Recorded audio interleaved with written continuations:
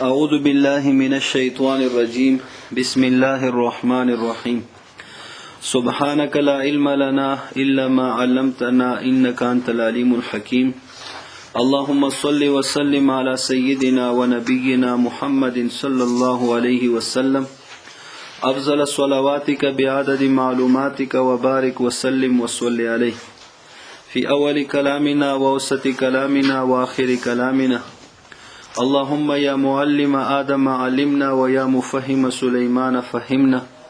व या मुल्हिम अल मलाइकति अलहिमना अल्लाहुम्मा रब्बी ज़िदनी इल्मा। फ़स्लुन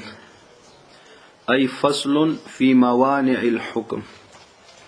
दा फसल दे प बयान द मवानिउ द हुक्म की, यानी हुक्म मना कई, हुक्म रतलो त न प्रिगदी। क़ाल अल क़ाज़ी यलिदी क़ाज़ी अल इमाम अबू ज़ैद रहिमहुल्लाह, यलिदी क़ाज़ी इमाम अबू ज़ैद रहिमहुल्लाह अल मवानिउ अर्बअतु, अल मवानिउ अर्बअतु अक़साम, मवानि दा चालोर किस्म बांधी दी। मवानि यानी माने जमा दे, माने यानी रोकावट, दाई से पचालोर किस्म बांधे दे। गोरा हुक्म से साबिती की कना नो इल्लत सरा, इल्लत और मालूल नो उस दसे माने राशि कना या अवल दसी हुआ सगोरा इल्लत पराशी ब्याब इल्लत तामशी और दरियम नंबर हुक्म बराशी और चलूरम नंबर की सदी सदागा हुक्म तब दवाम मिलावशी। अवल इल्लत पराशी, इल्लत आ जाएगी, फिर इल्लत ताम भी हो जाएगी, फिर हुक्म आ जाएगा और फिर हुक्म में दवाम आ जाएगा। बस हुक्म द दाइमी शु, इल्लत रागलो, इल्लत ताम शु मुकम्मल, इब्तिदा द हुक्म वर सरा वशवा और ब्या दगा हुक्म दा दाइम शो, दवाम वर खिरागलो। नो उसरा शमाने आता से यौदस माने दे सहागा दगा इल्लत इनइकाद ता नप्रिगदी, दगा इल्लत दा अड़ु मुनाक़द की दले नशी और द्वयम माने दगा इल्लत दा मुनाक़द की दले शी, इल्लत इनइकाद वशो, इल्लत रागलो खुदा दे ताम न दे, खुद कल ताम न दे ब्या खो हुक्म और बंदी मुरतब की दले नशी कना। नो दा माने रागलो से इल्लत खो रागलो खो दगा माने दगा इल्लती ताम की दो तपरे नगदवल। दरियम इल्लत रागलो, इल्लत ताम हम शो खुदा दे से हुक्म न माने मौजूद शो, हुक्म मौजूद न शो, हुक्म इब्तिदाअन अड़ो सारा रान अगलो दस यौ माने अरागलो से हुक्म दई प्रे न खुदल। चलुरम इल्लत हम रागलो, इल्लत ताम हम शो और हुक्म इब्तिदा हम वशवला, हुक्म उलगिदल खुदा दे सदगा माने अरागलो अगा हुक्म दवाम वर सरा रानगलो। सही शवा दगा माने अदवाजिना हुक्म दवाम रानगलो। मिसालुन नर तखबला बयानई मानिउन माने अदियो यमनाउ दा मना कई सशे मना कई इनइकाद अल इल्लति, इल्लत का मुनाक़द होना, इल्लत का मुनाक़द होना। व मानिउन और दूसरा माने यमनाउ मना करता है तमामहा इल्लत के, इल्लत को ताम होने से, इल्लत को ताम होने से मना करता है। व मानिउन दरियम माने यमनाउ दा मना कई इब्तिदा अल हुक्म, इब्तिदा द हुक्म मना कई यानी हुक्म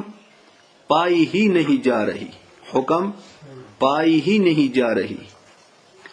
व मानिउन और चलुरम माने यमनाउ दवामहु, मना कई दा दवाम द हुक्म, यानी हुक्म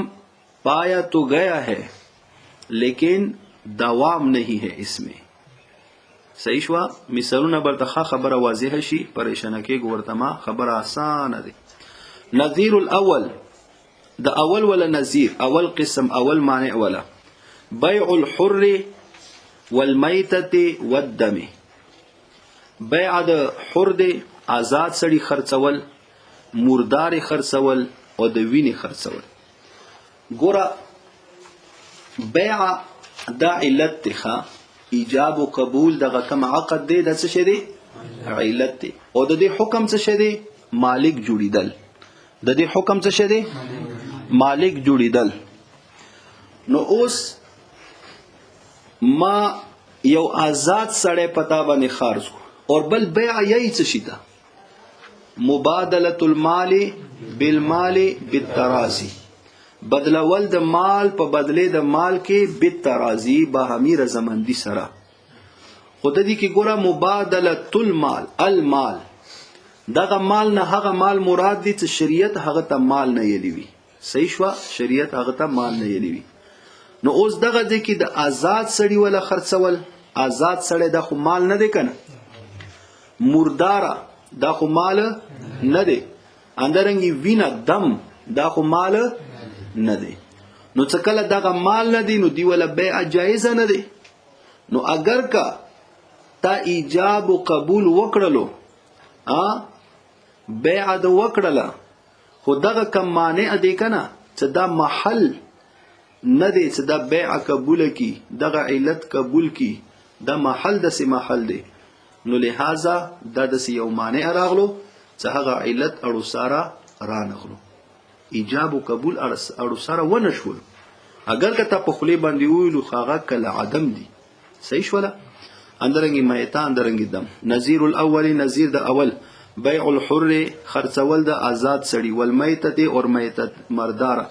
والدم اور دم وینا فإن عدم المحلیت دا ګوره دا عثمانیه دی ها یعنی محل کا نہ ہونا محل کا نہ ہونا یمنع منع کرتا ہے انعقاد التصرف تصرف کا منعقد ہونے کو منع کرتا ہے. تصرف کے منعقد ہونے کو منع کرتا ہے. تصرف سے مراد البیع یعنی بیع منعقد ہی نہیں ہو رہی. علتن دا منع کئی دغه انعقاد تصرف بطور علت ځکه دغه بیع دغه علت دی کنه څه د پاره لافاده الحكم د پاره د افاده د حکم هغه حکم ملک دی بیع وشو ولا ایجاب او قبول وشو ته ملک ملويږي کنه ته مالک جوړ شي. نو دغه عدم محلیت دا منع کوي انعقاد تصرف یعنی د بیع منعقد کیدل بطور علت دا منع کوي. علتن تعلق انعقاد التصرف سره دی خاکه نمولی صاحب منعقد کیدل د بیع بطور علت دا منع کوي چې دغه علت ته چا د پاره لافاده الحكم تعلق علتن سره دی ښا چې دا بطور علت ته د پاره د افاده د حکم. وعلى هذا سائر التعليقات اور په اندی باندې قیاس دي ټول تعلیقات عندنا زمون پنیز باندې یعنی ټول تعلیقات زمون پنیز باندې اندی باندې قیاس دي. لکه څنګه ګورا تاسو دغه مسله یلی دی غالبا بیان تغییر کې یلی هغه نمخ کې سمو احناف پنیز باندې معلق بالشرط دا سبب ګرځيږي عند وجود الشرط اور شوافی و پنیز باندې دا سبب ګرځيږي فی الحال. اوس حکم ولی نه واقع کوي مانع موجود دی شاباس صحیح شو څه هغه مانع څه هغه شرط مونډل نه دی شوی پوه شوي اور مو پنیز باندې دا سبب ګرځيږي عند وجود الشرط. نو گویا کې دا اوس معدوم دی گویا کې دی باندې سره تکلم شوی نه دی. نو ګوره اوس دا تعلیق دی کنه. نو اوس څه کله دی ویلو انت طالق ان دخلت الدار انت طالق دا د دې حکم څه شی دی خزه د طلاق شي اوس علت دغه طلاق د پاره طلاق وقوع د پاره دغه انت طالقون دی کنه خو د دې کې دغه تعلیق څه کله وشو ان دخلت الدار دغه تعلیق انت طالقون اړو سره واقع نه کو دغه علت سره موجود نه کو ځکه چې دا خو کله موجودیږي ان د وجود الشرط اوس خو اړو سره دا شتانه نو ګوره طلاق د پر علت انت طالقون دی او دغه ان دخلت الدار څه د تعلیق ته دي د سره مناقض نه کو دا معنی راغلو هغه انعقاد ته صدا انعقاد تصرف یا د سویا دغه انعقاد تصرف به طور علت صدا منع کړلو صحیح شو صدا د واقع نشي وعلى هذا سائر التعليقات عندنا زمون پنځ زمون احناف پنځ باندې ټول تعليقات فإن تعليق ذکر تعليق يمنع دا منع کوي انعقاد التصرف انعقاد التصرف څه هغه د دې کې انت تعلقون يلدي علتا بطور علت څه انعقاد التصرف وشي قبل وجود الشرط مخکې د وجود شرطنا على ما ذکرناه بنا بر هغه باندې څه مونږ هغه ذکر کړی دي هغه څه ذکر کړی څه تعلیق معلق بالشرط د سبب ګرځيږي انده وجود الشرط نو اوس دا بالکل معدوم دي څه کله معدوم دي سره یلی نه دي نو لهذا علت نه دي موجود ولهذا لو حلف اذا اندې د واجنه کچرته یو سړی قسم اخري لا يطلق امراته قسم دا وخړو څه قسم په خدای زب خزا نه طلاقوم نو اوس کچرته د خزا طلاق کی خدا به حانیس وي دا به کفاره ور کوي نو اذا دغه سړی فعلق طلاق امراته بدخول الدار دغه قسم خورون کی معلق کړلو طلاق د خزې خپل دخول الدار سره لا يحنسو د حانس نه دی ځکه طلاق وینه دی ور کړي د دې کې دی انت طالقون یلی دی خو ان دخلت الدار ور سره یلی نو دا علت اړو اوس موجود نه دی ګوره علت پای ہی نہیں جا رہی ایسا معنی څه علت انعقاد دا اړو کیږي نه صحیح شو دویم ومثال الثاني مثال د دویم څه هغه معنی راشي تمام علتنا هغه څه شی دی مثال هلاك النصاب فی اثناء الحول هلاک ته نصاب دی هلاکت ته نصاب په درمیان د کال کې لکه اوس ګوره ته د نصاب مالک جوړ شوی نو تا باندې زکات واجب شو علت راغلو سبب موجود شو تاسو پرون هم د مسله تیروا چې زکات وجوب سبب څه شه دی نصاب نامی مالک جوړیدل دي نو سبب موجود شو اوس دې د لپاره شرط حولان حول دی اوس کال نه دی پورا شوه اتو میاشتو بعد دغه مال هلاک شو نو اوس ګوره علت موجود وو خدا دې څه علم علت تام نشو معنی ورته څه راغلو هغه هلاکت معنی ورته څه راغلو هغه هلاکت څه دغه نصاب هلاک شو نو علت تام کیدونه منکو علت تام نشولو پوه شئ هلاك النصاب فی اثناء الحول اور بل دویم مثال ته بیانې و امتناع احد الشاهدین عن الشهادة منکدل د یو د دوو گواهانو عن الشهادة د شهادتنا امتناع منا کدل انکار کول باز رہنا دو گواہوں میں سے ایک کا باز رہنا انکار کرنا عن شهادت شهادت سے لکه اوس ګوره فیصله د پارا علت څه شه دي دوا گواهان څه شه دي دوا گواهان اوس ماته باندې داوا وکا زما داوا ثابتيږي په دوو گواهانو سره د ثبوت د پارا علت دوا گواهان دي اوس ما سره دوا گواهان موجود دي یو کس گواهی وکړه اغه دویم کس گواهی نه انکار وکړو صحیح شو نو ګوره علت موجود دی خو تام نه دی اوس تام کیدو د پر مانع اغه څه شو امتناع د احد الشهیدین صحیح شو یعنی انکار کول یو د دوو گواهانو څنګه انکار وکړو نو هغه علت تام نکړلو علت تام کیدو نه د مانع راو صحیح دی ورد الشطر العقد شطر یې جز ته رد کول د جز د عقد رد کول د جز د عقد څه معنا عقد کې دوا جز وی کنه یو ایجاب وی یو قبول وی ایجاب وشولو قبول و نشولو نو ګورا مالک جوړیدو د پاره هغه علت ایجاب او قبول دی عقد دی نو اوس ایجاب وشولو تیرا ما مثلا دی ولا مثال بدسي شي لکه ته اوس بازار ته لاړلې دکان کې ته جوړه خلی یو شی خلی نو تا تاسو کو چیرې استاد دا څنګه دی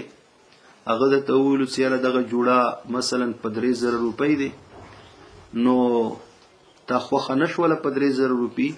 تا ورته دا پریک دا ولا نه روان شو نو اوس ګوره هغه طرف نه ایجاب راغلو کنه خو تا طرف نه قبول را نغلو نو اوس ګوره د دې لپاره مانع یعنی علت خو راغله او کنه ها علت خو راغله او څه کله یو جز راغلو او یو جز هغه را نغلو نو دا علت تام کیدونه مانع شو صحیح شو رد کول رد کیدل د جز د عقد دا مانع شو ومثال ثالث دریم مثال څه هغه مانع وی ابتدا د حکم نه یعنی حکم علت راشي علت تام هم شي خدا دې حکم ور سره را نشي هغه د پر مثال البيع بشرط الخيار د بیع د په شرط الخيار سره ګوره یو مثال دا دی دریم د پاره څه ما تا باندې مثلا دغه موبایل در خرڅ کو خو ما د تول چې مولوی صاحب درې ورځې به ما د پر خيار وی کچرته ما مرزارا نغلا نو بیا به دغه موبایل د نظر خلم صحیح شو دا موبایل بس بیا به د ماوي ها درې ورځې صحیح دی ایجاب او قبول وشو مثلا دا د پښل زره په 1.5 روپۍ د تا شو خدا دې چې درې ورځې به ما ته خيار راکړي او یا اندرنګ مشتری ځان د پر دغه خيار کېږي سیاره دا مدرنه واخستو خو درې ورځې به ما ته خيار وی نو اوس ګوره خيار او شرط سره تاسو قدوري کې لري څه خيار او شرط کله ولګي نو دغه مبيعه د بائع د ملک نه اوزي صحیح شو څه کله بائع د ملک نه اوزي نو د مشتری ملک داخله نشو کنه او د بيع ولا حکم څه شه دی مالک جوړیدل دی د بيع حکم څه شه دی مالک جوړیدل دی نو ګوره اوس علت راغلو اور تام هم دی ایجاب او قبول دواړه دی او څه کله دغه خيار شرط ور سره ولګي دغه خيار شرط د سیمانه دی کنه هغه حکم د بیع څخه هغه مالک جوړیدل دی هغه حکم ور سره رانغلو پوه شئ خالي دویم مثال یې ته پیش کړی دی وبقاء الوقت بقاء الوقت في حق صاحب العذر باقی پاتې کیدل د وخت په حق صاحب العذر کې ګوره بقاء الوقت مطلب دا دی یو سړی دی معذور دی دائمی نکسیر دی ورته پیزی بهیږي وینه ور روانه دی اور یا اندرنګي مستحزه خزه دی نو اوس دغه سړی معذور دی نو د دې پر حکم د شریعت څه شه دی چې کله وخت داخل شي دی او داس وکړل نو اوس بل وخت داخلي دی پورې دغه وینه بدینه روانه وي ها دغه وینه ورنه روانه وي او باوجود د دې او داس په د دې ول نه ماتيږي ها کچرته بل حدث ورته راغلو بل بي او دسي نو بیا خو او داس مات دی خو دغه ویني بهیدو سره د هغه او داس نه ماتيږي نو ګوره اوس علت خو راغلو کنه او داس څه ماتیدو علت څه شه دی خروج د نجاست خروج د نجاست خو شو کنه او یا مثلا یو سړی د سلسل بول بیماری دی الله د مونږ او تاسو ونه بچ ساتي سو وړو بولو خطرې بهيږي نو دغه بیماری خپخه یعنی دغه مرض کې مبتلا دی نو هغه د پرام دغه مسله دی نو اوس ګوره دغه بول هغه نه خارج کیږي خدای ته معذور دی نو دغه بقاء الوقت دغه د پاره حکم د پاره معنی شو څه علت خو دسی خدا دې څه حکم ورسره نه رسی څه او داس مات شي پوه شو په خبره وبقاء الوقت في حق صاحب العذر ومثال رابع څلورم د پاره مثال دې د پاره څو مثالونه ته بیان کړي خيار البلوغ والعتق والرؤيه وعدم الكفاءه والاندمال والاندمال في باب الجراحات. خاجي خيار بلوغ تاسو ته پته دی چې یوه صغیراوي صغیر وړوکی ماشوم وي وړه ماشومه وي هغه پلار او نیکه دا خو په نکاح سره ورکولی شي او دی څه کله په نکاح سره ورکي نو دی جنۍ دپاره یا دی هلک دپاره خیار بلوغ نشته ځکه د دوی شفقت کامل وي نو څه کله دی چاته هم په رشتې باندې ورکي نو هغه به دې دپاره مناسبه وي نو بلوغ د بعد دا متولی نشي. خو اوس غیر اب غیر جد بغیر د پلار اور بغیر د نیکه نه مثلا تره یا ورور یا ماما هغه د په نکاح سره چاته ورکا یا دغه الکو نکاح سره یو ته ښځه وکړله نو اوس دې دپاره خیار بلوغ دا حاصل دی ځکه څه هغه شفقت هغه کامل درجه والا نه دی. دا بالغ شو د ته اختیار دی چاهے دغه نکاح ته برقرار پاتې کی او دغه نکاح ته ختم کی فسخ ده کی. نو اوس ګوره علت هم راغلو علت تام هم شو ابتدا د حکم هم وشوله چې نکاح منعقد شو او دا د دوام حکم چې دغه نکاح دائمی نه دی دغه نکاح همیشه د پاره نه دی بلوغ د بعد دغه الک دغه جینې دغه نکاح متولی شي دوام خور کې را نغلو کنه. اندرنګ خيار عتق ته والعتق خيار العتق خيار عتق تاسو د مخکې مسله تیر شوی دی یو وینځه هغه ود شوی وي په حالت دغه یعنی غلامی حالت کې څکله دا آزاد شي نو اوس دې ته شریعت خيار ورکړی دی کچرته ته دغه نکاح برقرار ساتي وسته اور که برقرار نه ساتي دغه نکاح ته ختمول شي. هغه وجه څه شي دی ځکه د وینځي ولا طلاقونه خو څوره وي دوه وي کنه آزاد ښځې ولا طلاقونه څوره وي درې وي نو اوس څه کله دا آزاد شوه نو دا د درو طلاقونو چیختنه شوه نو مخکې د دې خاوند په لاس کې دوې رسیانې وي اوس درې رسیانې شوې نو دې ته ازادي میلاو شوه او د دې کو څه کله موږ د نکاح برقرار پاتې کو نو دا څرنګه ازادي شوه دغه سړی د پر مخ کې دوه رسیانې وي او درې رسیانې شوي زیات شوي نو لہذا دغه د پر موږ خيار عتق شریعت ثابت کړی دی چې کچرته دا غواړي دغه درې رسیانې برقرار نو نکاح ته برقرار پاتې کی کنوي دغه سړی نه د طلاق واخلي یعنی بس سړی باندې طلاق بل چته د نکاح وکي. نو اوس ګوره دغه خيار عتق د دوام حکم نه معنی شو کنه علت موجود څنګه نکاح ایجاب او قبول دی تام شوه دی اور ابتدا د حکم راغله د هغه خزه دی په نکاح کې دی خو دوام حکم څه دغه نکاح همیشه نه دی ختمول شي. اندرنګ خيار رؤیت لکه اوس مثلا ما تاسو سره سودا وکړه تانه یو شیز واقستو تماتی او صاف بیان کو صدا دسې دی او دا دسې دی او دا دسې دی ډېر صفات ته بیان کو خو دغه شیز ما قتل نه دی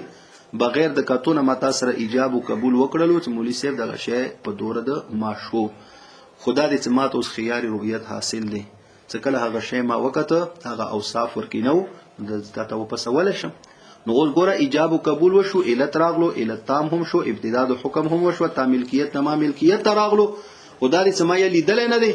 دغه خيار رؤیت دا عثمانه دي دوام حکم نه څه همیشه د پر زده دی ولا مالک جوړ شم. اندرنګ وعدم الکفاءت عدم کف ګوره یو بالغه جینه هغه بغیر اجازت ولینا زمون احناف په نسبت باندې نکاح کول شي صحیح شو بالغه جینه بغیر اجازت ولینا زمون احناف په نسبت باندې نکاح کول شي خو هغه د پر شرط ده چې دغه نکاح دا په خپل کف کې وي کف مطلب دا دی چې خپل ځان سره به برابر وي ځان نه لاندې خاندان سره به نوي ځان نه رزیل کا سره به نوي نو اوس دغه عدم کفاءت چې دی عدم کف کې نکاح کړو نو ګوره نکاح وشو علت راغلو حکم هم ولګید صحیح شو صدا د دې خزه شو خود دوام حکم نه معنی شو ته همیشه د پر خزه نه دی اوس خدغه ولی قاضی ته چی اور دې باندې اعتراض کوي او دغه نکاح ختمول غواړي نو قاضی باندې دغه نکاح ختمول شي پوه شولې په خبره عدم کف والاندمال فی باب الجراحات، زخم کا ٹھیک ہو جانا، زخم فی باب الجراحات، زخموں کے باب میں. ګوره مسله دا دی یو سړی چې کله زخمی شو کنه، زخمی شو نو هغه انجام ته به کتلی شي، نتیجې ته به کتلی شي. فوری دیت به نه وي اور فوری سزا به نه وي، هېڅ به هم نه وي. مونږ به هغه ته صبر کوو چې دغه زخم وګورو چې دا جوړ شي. اوس که چرته دغه زخم مکمل جوړ شو، مکمل بالکل نشان پاتې نشو، نو دیت میت نشته، دې ته به سزا ورکولی شي. اوس که دغه زخم دا جوړ شو خو داغ ور باندې ودرېدلی و، نشان ور باندې و، نو بیا به د دې وله دیت ورکولی شي. صحیح شوه. اوس که چرته دغه زخم یې جوړ نشو او یا دغه زخم نه دا مړ شو، زخم نه دا مړ شو، نو دا به بیا دی ولا دیت په ورکولی شي. صحیح دی. او که د زخم یې جوړ شو خو نشانات باقي پاتې وو، نو بیا که چرته د داسې ځای و چې دې قصاص اخیستلی شي، نو بیا خو به قصاص، او که چرته مساوات برابري ورکړي نه شوه راتللی، قصاص ممکن نه و، نو بیا دیت دی. او که چرته دغه زخم جوړ شو نو بیا د جوړېدل اوس هغه دیت ختم شو. صحیح شوه.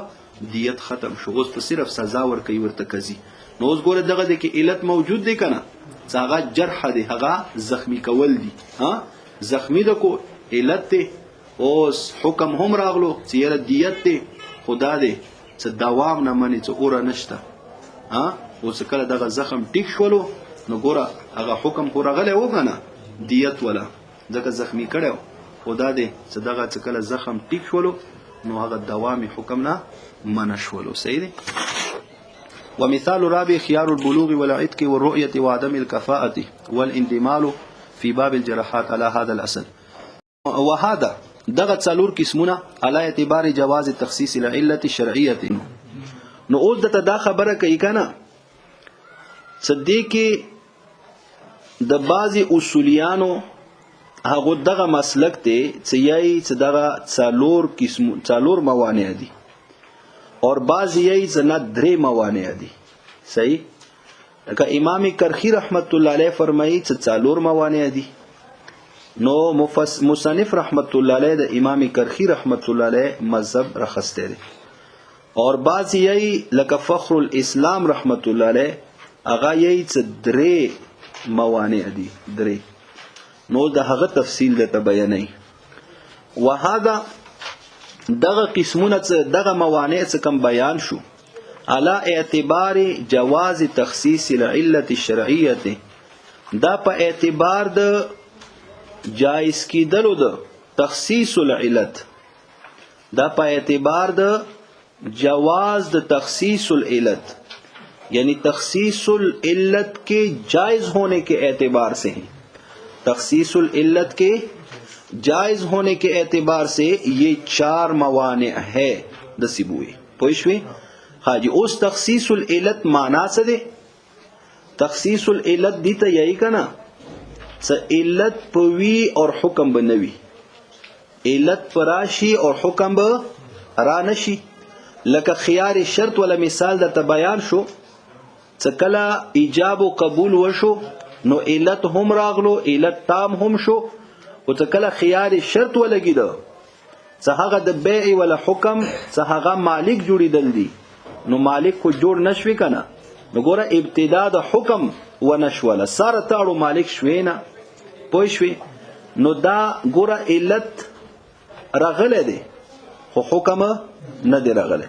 نو دا تخصیص العلت دا چې بعضی تخصیص العلت جائز دی چې علت پوي اور حکم به نه وي، اور بعضی یې چې تخصیص العلت دا جائز نه دی، هغه یې چې دا څرنګه کیدلی شي علت تراشي اور حکم درا نشي، د نشي کیدلی چې علت راشي نو حکم خامخا راځي. نو بیا هغه حضرات دغه دریم قسم کم دی کنه، دغه خيار شرط ولا مثال څخه کم بیان شو، دا بیا هغه دویم قسم کې اچي، دویم موانع کې اچي. صحیح شو. څرنګه هغه یې ګورا دلته کې علت تام نه دی، دا نه څه علت تام شوی دی راغله دی، علت تام نه دی. څنګه نه دی تام؟ څه ګورا بیع چاته یې علت کله تام کیږي چې کله دغه بائع اور مشتری دو مکمل رضامندی اومندل شي، مکمل رضامندی اور څه شرطونه مرتونه ورسره اون لګيږي. څه کله ورسره شرطونه ولګیدو نو بیا خو مکمل رضامندی را نغله کنه. اور علت په کله تام کیږي چې کله مکمل رضامندی راشي شرطونه ورسره نه وی لګیدلی نو هغه دغه دریم قسم د څه شي سره غني، دویم قسم کې اچي، دویم معنی کې اچي. خوښوي چې هغه تخصیص العلت د جایزه نه دي چې علت به حکم د نوی دا سرنګ کېدل شي. اور کم خلق یای کم فقها تخصیص العلت جائز دی نو هغه په نسبت باندې د څلور موانع دي. فاما پس هر چی علی قول من بنا بر قول د هغه چا لا یقول چې هغه قول نه کوي بجواز تخصیص العلت د جائز کېدو د تخصیص العلت دا قول نه کوي یعنی قائل نه دي نو هغه فالمانع عنده پس مانع هغه په نسبت باندې هو ضمیر من ته راځي هغه قائل یعنی هغه فقيه په نسبت باندې ثلاثه اقسام درې قسمونه دي. صحیح درې قسمونه کم دي. مانع يمنع ابتداء العله ومانع يمنع تمامها ومانع يمنع دوام الحكم درې. واما عند تمام العله اور هر چی په وخت تمام العلت کې فیثبت الحكم لا محالتا ثابتیږي به حکم یقینا. سکله علت تمام شي پورا شي نو بیا خو به حکم قطعا یقینا هغه ثابتیږي. صحیح شو نو هغه دریم معنی ورنه ختم شو چې علت موجود شي تام شي اور حکم موجود نشي. نو علی هذا بنا بر دغه اختلاف کوزه ناقیده تلیکلی کنه وعلى هذا اختلاف المذهبين بنا بر دغه اختلاف د دوه مذهبونو باندې كل ما هر هغه جعله الفريق الاول چې ګرځول دي هغه فريق اول مانعا لثبوت الحكم معنی د پر د ثبوت حکم هغه دریم کنا چې حکم ثابت نه دی علت موجود نو جعله الفريق ګرځول دي دغه مانع فريق ثاني الفريق الثاني مانعا مانع ګرځول لتمام العلت دای معنی ګرځول د پاره د تمام علت یعنی دویم قسم کې شامل کړي. کم قسم کې دویم قسم کې. وعلى هذا الاصل بنا بر دغه اصل باندې يدور الكلام چکر لګي کلام دایر کیږي کلام بین الفریقین په مند دغه دوه فریقو کې.